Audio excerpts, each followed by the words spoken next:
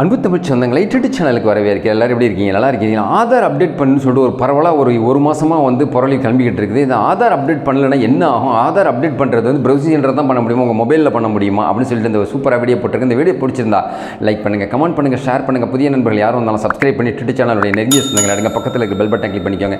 நான் போகிற நோட்டிஃபிகேஷன் உடனுக்குடன் வந்து கிடைக்கிற நண்பர்களே. ஆதார் அப்டேட் அதாவது 10 இயர்ஸ்க்கு முன்னாடி, அதாவது 2011 வந்து நம்ம வந்து ஆதார் வந்து நம்ம எடுத்தாங்க.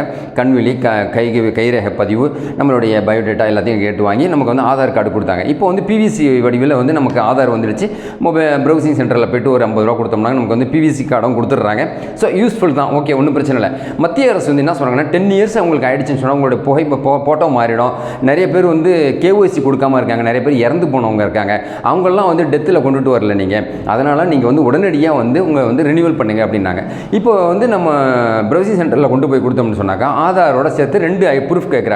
ஒன்று driving licence, passport, ration card, PAN card, ஏதாச்சும் ஒன்று கொடுத்து அவங்க ஸ்கேன் பண்ணி அப்டேட் பண்ணணும். உங்களுக்கு ஒரு ஓடிபி வரும். அந்த ஓடிபியை சொன்னோன்னா உங்களுக்கு அப்டேட் ஆகிடுன்னு சொல்லிட்டு அக்னாலஜ்மெண்ட் உங்களுக்கு அனுப்பிடுறாங்க. ஸோ இதை நம்ம ஏன் மொபைல்லே பண்ணக்கூடாது? அதுக்கு 100 ரூபா கட்டணம் வாங்குறாங்க.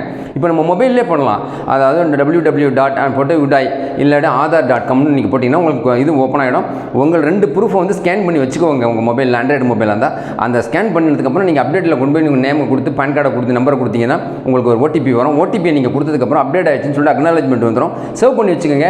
வீட்டில் ஒரு படிச்சிருந்த பிள்ளைங்க யாராவது இருந்துச்சுனாக்கா அவங்க மூலமாக வீட்டில் இருக்கிறவங்க அத்தனை மெம்பரும் வந்து அப்டேட் பண்ணி வச்சுங்க. கடையில் போய் கொடுத்தீங்கன்னா 100 ரூபா வரலையும் கட்டணம் வாங்குறதுனால என் யூடியூப் சேனல் சொந்தங்களுக்கு ஈஸியான எளிமையான வகையில் நீங்கள் பண்ணி வச்சுக்கிறது நல்லது.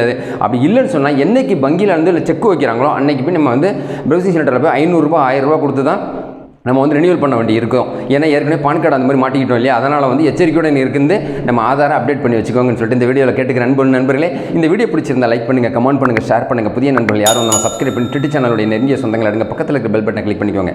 நன்றி.